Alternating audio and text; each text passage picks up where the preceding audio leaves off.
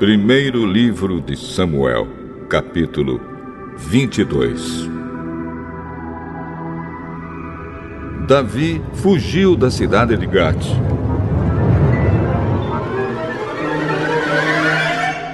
E foi para uma caverna perto da cidade de Adulã. Quando seus irmãos e o resto da família souberam que ele estava lá, foram ficar com ele. E todos os homens que estavam em dificuldades ou com dívidas ou insatisfeitos também foram.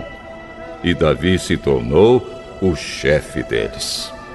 Havia com ele mais ou menos 400 homens. Aí Davi saiu dali.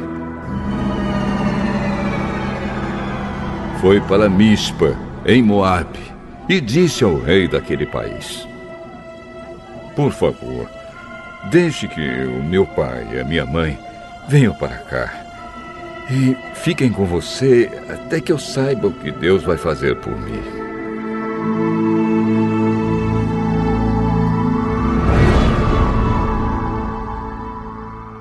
Davi deixou os pais com o rei de Moabe, e eles ficaram ali enquanto Davi esteve escondido na fortaleza.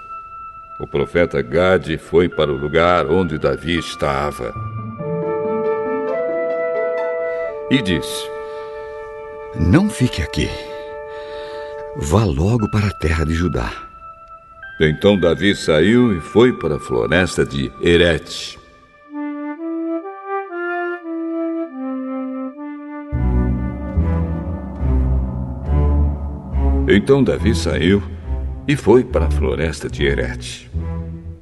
Saul estava em Gibeá, no morro, sentado debaixo de uma árvore, com a lança na mão. Todos os seus oficiais estavam ao redor dele. E lhe contaram que Davi e os seus homens estavam em certo lugar. Então Saul disse aos seus oficiais: ouçam, homens da tribo de Benjamim. Vocês pensam que Davi lhes dará campos e plantações de uvas? E os fará capitães e tenentes do seu exército? É por isso que vocês estão fazendo planos contra mim? Nenhum de vocês me contou que o meu próprio filho fez um acordo com Davi. Ninguém se preocupa comigo.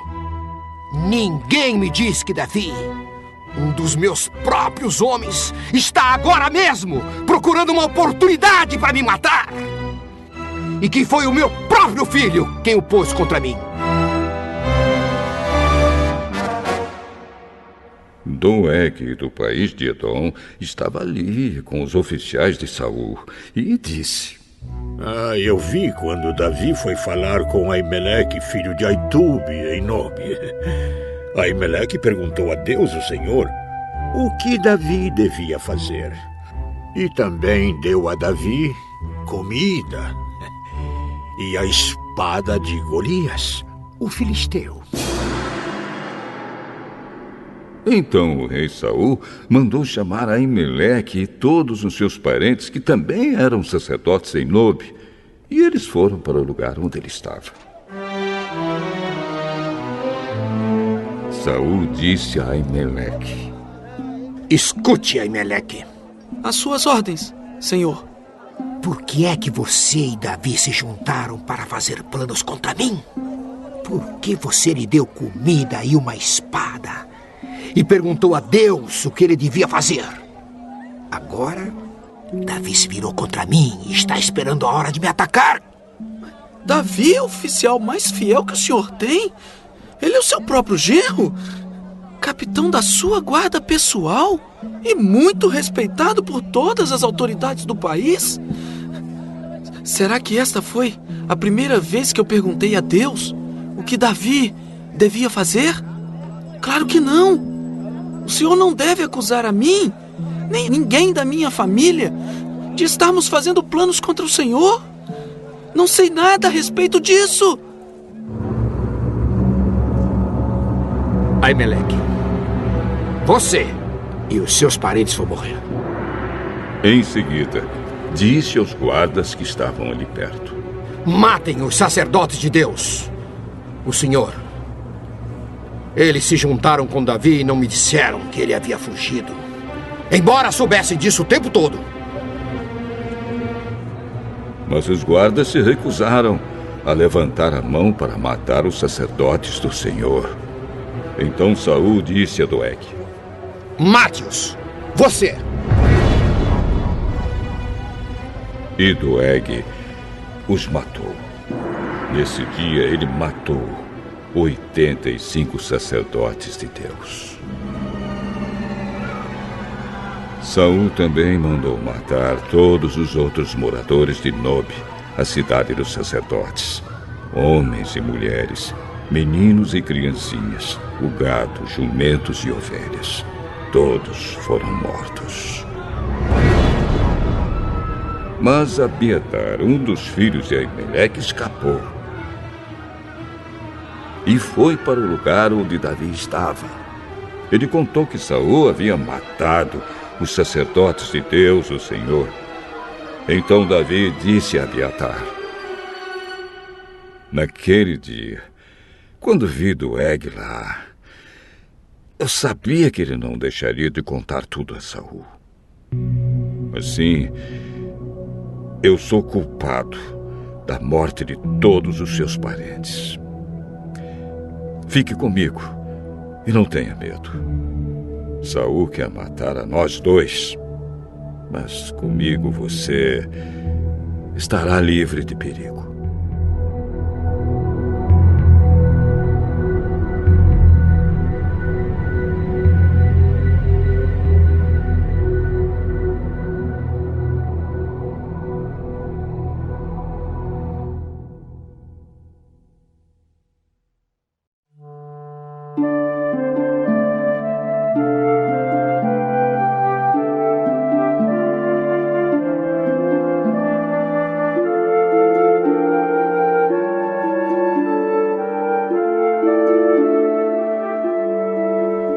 Primeiro livro de Samuel, capítulo 23.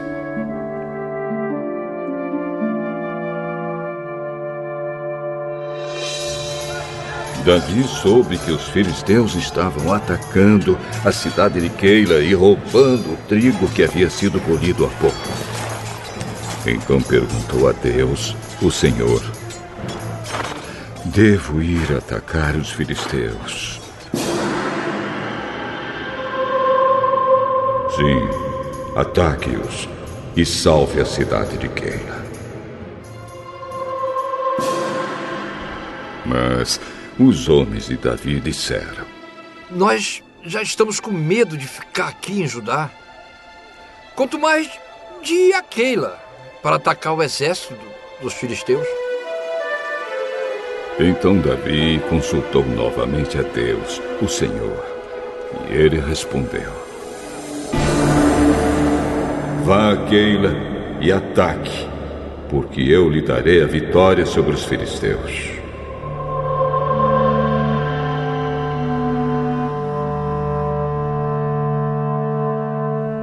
Então Davi e os seus homens foram a Keila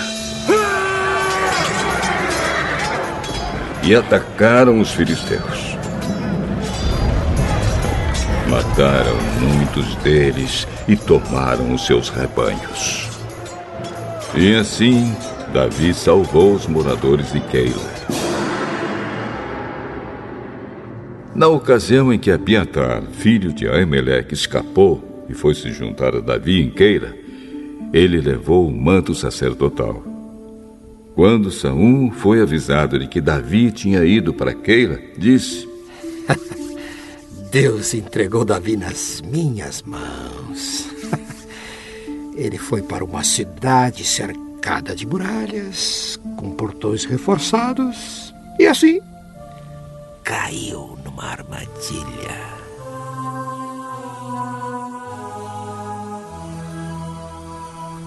Então Saul chamou todos os soldados para a batalha, a fim de marchar contra Keila e cercar Davi e os seus homens. Quando Davi soube que Saul estava planejando atacá-lo, disse ao sacerdote Abiatar: traga aqui o manto sacerdotal, para que possamos consultar a Deus. Então Davi disse: Ó Senhor, Deus de Israel, eu, o teu servo Davi, soube que Saul está planejando vir a Keila para destruí-la por minha causa. Será que os moradores de Keila vão me entregar nas mãos de Saul? Será que Saul virá mesmo, como ouvi dizer? Ó Senhor, Deus de Israel, peço-te que me respondas. Saul virá. E será que os moradores de Keila vão entregar a mim e também os meus homens a Saul? Sim, vão.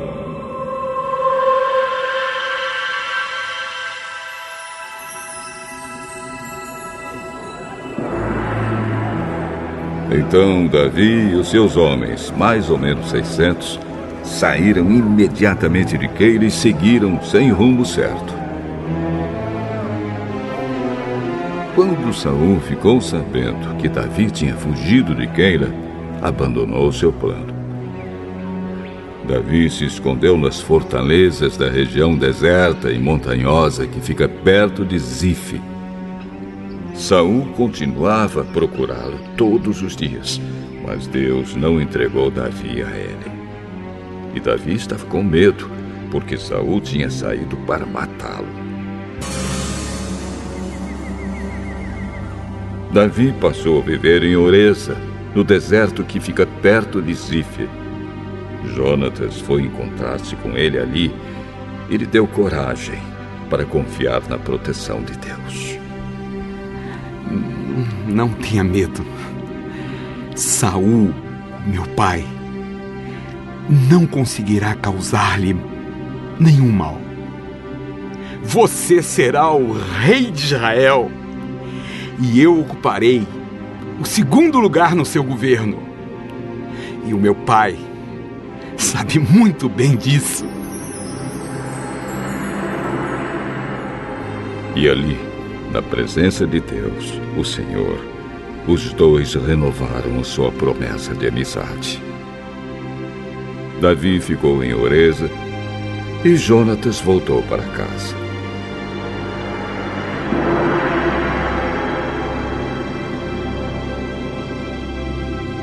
Algumas pessoas de Zif foram a Gibeá e disseram a Saul: Davi está escondido na nossa terra, em Oreza, no monte Aquila, ao sul de Jesimon. Nós sabemos que o senhor quer muito prendê-lo. Venha com a gente, que nós lhe entregaremos, Davi. Que o Senhor abençoe vocês, por serem tão bondosos comigo. Vão e se informem novamente. Descubram com certeza onde Davi está e quem o viu ali. Dizem que ele é muito esperto, hein?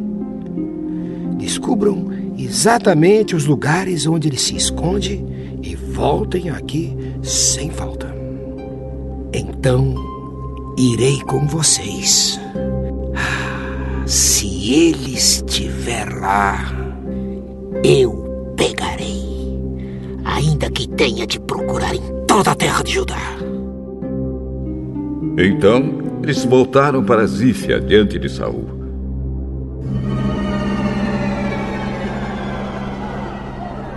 Davi e os seus homens estavam no deserto de Maom, num vale seco ao sul de Jesimon. Saul e os seus soldados foram procurar Davi, mas Davi ficou sabendo e foi para uma passagem nas rochas do deserto de Maom e ficou ali. Quando Saul soube disso, foi atrás de Davi.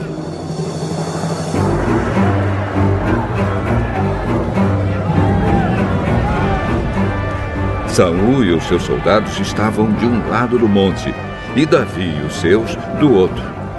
Estes fugiram depressa para escapar de Saul e dos seus soldados que os estavam cercando para prendê-los. Mas, justamente nesse momento, um mensageiro chegou e disse a Saul: Volte imediatamente. Os filisteus estão invadindo o país. Então Saul parou de perseguir Davi e foi lutar contra os filisteus. É por isso que aquele lugar é chamado de Rocha da Separação.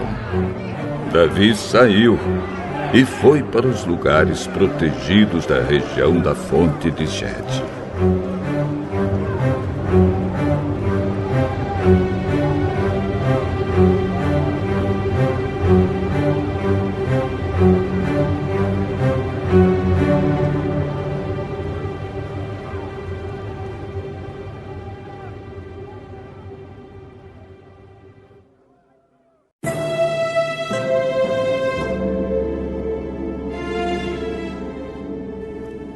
Segunda Carta aos Coríntios, capítulo 13. Esta já é a terceira vez que vou visitá-los. Como dizem as Escrituras Sagradas, qualquer acusação precisa ser confirmada pela palavra de pelo menos 2 testemunhas. Quero dizer uma coisa a vocês que pecaram no passado e a todos os outros.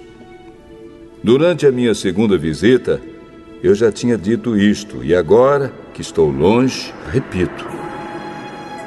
Na próxima vez que eu for, não vou ter pena de ninguém. Então vocês terão todas as provas que quiserem de que Cristo fala por meio de mim. Quando trata com vocês, Cristo não é fraco, pelo contrário, mostra o seu poder entre vocês. Porque, embora tenha sido crucificado em estado de fraqueza, Cristo vive pelo poder de Deus. Assim nós também, unidos com Ele, somos fracos. Porém, em nossa convivência com vocês, estaremos ligados com o Cristo vivo e teremos o poder de Deus para agir. Examinem-se para descobrir se vocês estão firmes na fé. Com certeza vocês sabem que Jesus Cristo está unido com vocês, a não ser que vocês tenham falhado completamente.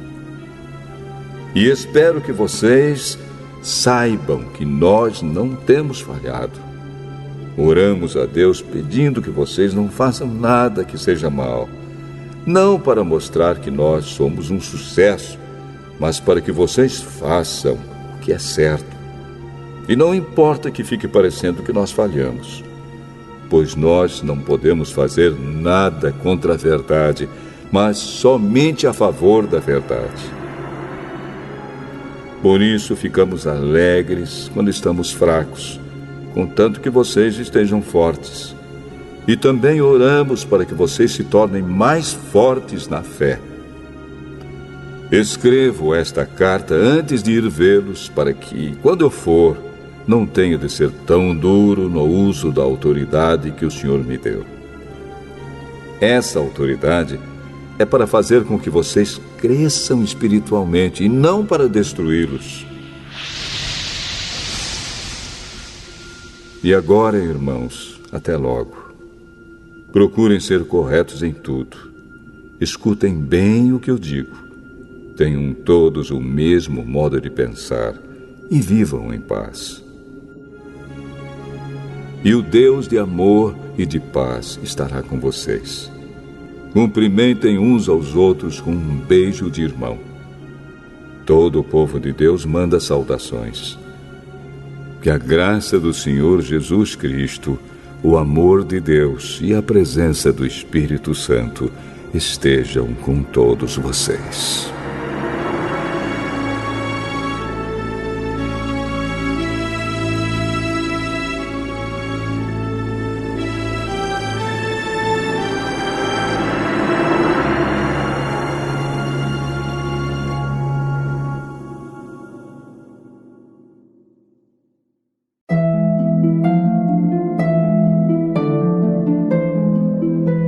Salmo 131.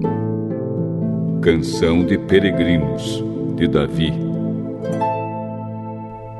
Deus, eu já não sou orgulhoso, nem cheio de olhar os outros com arrogância. Não vou atrás das coisas grandes e extraordinárias que estão fora do meu alcance. Assim, uma criança desmamada fica quieta nos braços da mãe, assim eu estou satisfeito e tranquilo, e o meu coração está calmo dentro de mim. Povo de Israel, ponha sua esperança em Deus, o Senhor, agora e sempre.